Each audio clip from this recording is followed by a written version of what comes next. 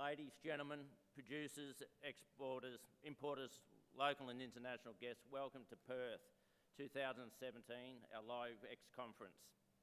The theme taking stock is not only apt for the industry, but significant for me on a personal level. After 9 years as the director and chair of LiveCorp, I'm stepping down and handing over the mantle. When you've spent nearly a decade in a role like this, it's natural to take stock, reflect on what has been, what has changed, and more importantly, what has been achieved. The changes and achievements in our industry has been exceptional. However, to be frank, last financial year and the following 5.5 months can be summed up in 3 sentences. It has been a tough year, it has been a hard year, and frankly, it has been a shit year for importers and exporters.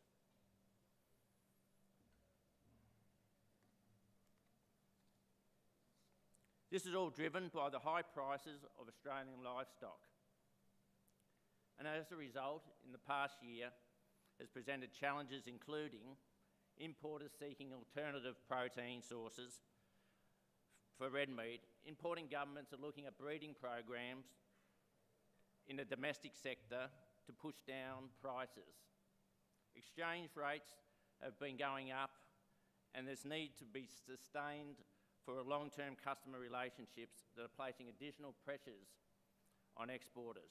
Rainfall across the major producing areas has been low, and this has been slowing rebuilding efforts and therefore prolonging the tight supply of stock across the nation.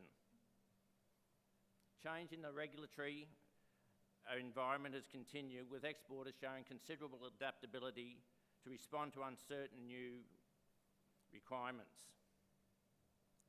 This means exporters are now confronted with some of the most difficult economic conditions in the history of the industry. As a result, last financial year, cattle exports declined 27% to around 835,000, with a value of $1.1 billion. Sheep exports, thank God, stayed steady at 1,852,000, with a value of $243 million. And most of that has been contributed by the industry here in Western Australia. Goat exporters went down 63% in a year, the most dramatic decline, with only 29,000 exported at a value at $4.7 million. However, even with these challenges, the industry has increased its contribution to Australia's economy. It supports 10,000 jobs in regional and rural Australia. And it contributes $1.4 billion to the Australian economy yearly. Enough of the doom and the gloom. I want to go and look back on what's occurred since 2011 and look at the industry's achievements since then. Over 11,850 people have been trained overseas by the Live Export program in animal welfare, handling and slaughter practices. This is an extraordinary amount of people. It shows you the amount of effort the importers, the exporters, LiveCorp and MLA have put in to making animal welfare the preeminent consideration of this industry. Mortalities on ships are now below 1% for sheep and less than that for cattle. 95% of the cattle that go to Indonesia are now stunned. This is up from 5% pre-2011. The Indonesian importers who are here today, plus the exporters who export, should be immensely proud of this effort. It's just a tremendous statistic and a tremendous animal welfare outcome. Not only Australian cattle being stunned, but there's also up to 1 million plus cattle, local cattle, that are being stunned in Indonesia through the facilities that have been provided by this industry. In the Middle East, in particularly Oman and Qatar and Dubai, between 2 and 3 million non-Australian sheep are now being putting through abattoirs that practice OIE SCAS requirements. Again, this is a sensational outcome for animal welfare. Since 2011 though, because of the increase in costs in delivering SCAS in the Middle East, Europe has gone from sending 500,000 sheep per year to now sending 1.8 million sheep a year to the Middle East and 130,000 head of cattle. There's no animal welfare standards applied to those sheep or cattle. There's no requirements by the European Union to look after them. Therefore, the cost to send them there and to process it is much less than Australian animals.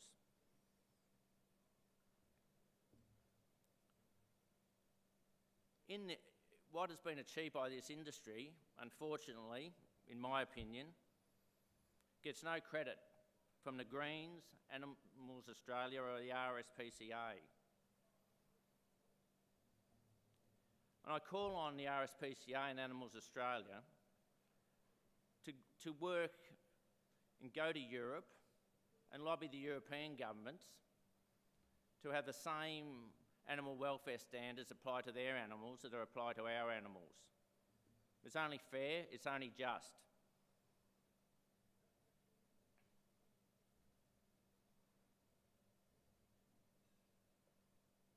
Industry has been in the forefront of positive changes and continuous improvement.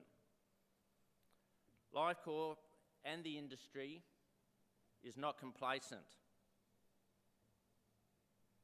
It's not just me who says this. I'm not just saying it. The World Organisation for Animal Health, the preeminent body in the world for welfare of animals, says the Australian live export industry is the greatest contributor to the improvement of animal health worldwide. That is an amazing statement, and we should all be proud of it. And it's good that we have the RSPCA here today, Heather, Neil and Steve Coleman. I welcome you and thank you for your attendance. I also call on the RSPCA to drop its policy to close the industry. In doing so, we can work together worldwide to push and assist the development of even better achievements in the animal welfare. And in particular, I refer to European sheep and cattle going to the Middle East. And we can collaborate on programs here in Australia. And I look forward to their positive response. And another positive note, I travelled to the Middle East for Eid.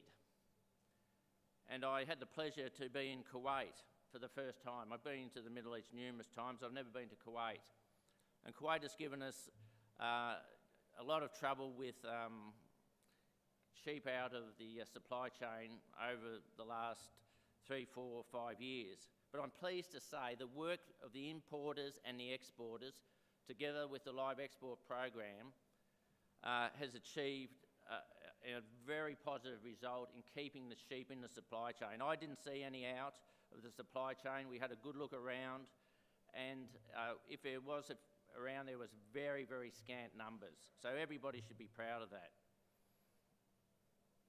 I'm also pleased to see that despite our detractors, the industry receives bipartisan support from the Coalition and Labor parties.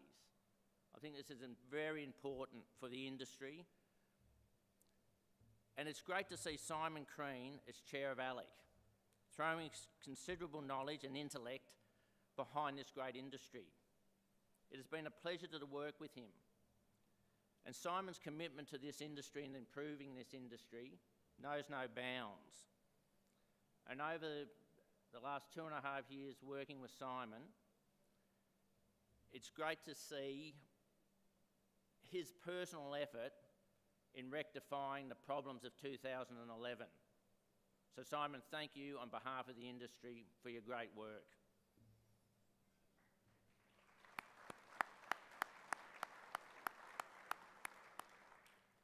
Life Corp has a great and positive working relationship with ALEC, which Simon's the chair of. It's important in the red meat sector and across the RDC sectors that a service company like ours works with the council, the elected bodies, the representatives, the lobbyists, the policy developers. And this industry has the best working relationship I know of between such bodies. And long shall that continue. Also, most importantly, we have a great partnership with MLA in the live export program.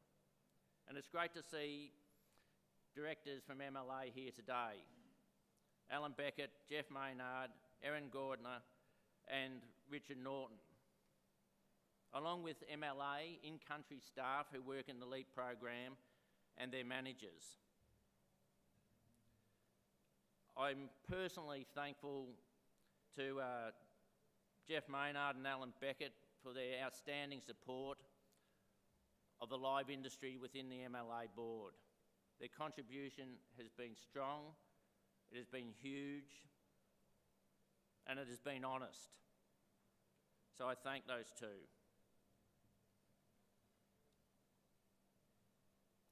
This year's theme, Taking Stock, business adaptability, industry sustainability, community accountability, is highly relevant to you and the future of this great industry. Over the next few days, you'll listen and engage with speakers who are exploring our industry's ongoing ability to, 1, adapt our business approach so we remain ahead of the global competitors, seizing opportunities and addressing challenges as they emerge. 2, evolve our industry so it remains sustainable well into the future. And 3, ensuring our industry remains accountable and in touch with the community values. Achieving all these goals will be a delicate balancing act. I encourage you to explore and discuss these topics here today. Over today and tomorrow, you'll hear from speakers and panellists who will provide us with deep insights and build awareness of what we need to do in the future. I'd like to thank the Department of Agriculture and Water Resources, our political guests, for taking the time to engage with our industry and being here. I also thank our industry partners, ALEC, Sheep Meats Council, which has changed their name, Cattle Council, the Western Australian Live Exporters Association. That's our body here that's worked hard to bring this all together. And MLA for supporting us here today. And of course, as Don said, our sponsors are incredibly important, and I thank you for being here and supporting this industry.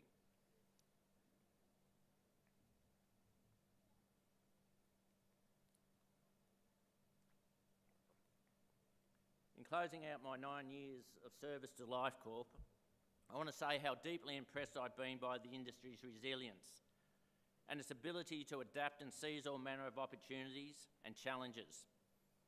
I'm equally proud of the role Life Corp, its staff and board, has played in supporting exporters through nearly a decade of enormous change. I wish the board and incoming chair, Terry Enright, all the best. Life Corp is in safe hands and looks forward to an even better future without me and supporting the exceptional and world-leading Australian live export industry. Thank you for being here today and joining us for this conference. It has been a privilege and honour to serve this great industry. Thank you.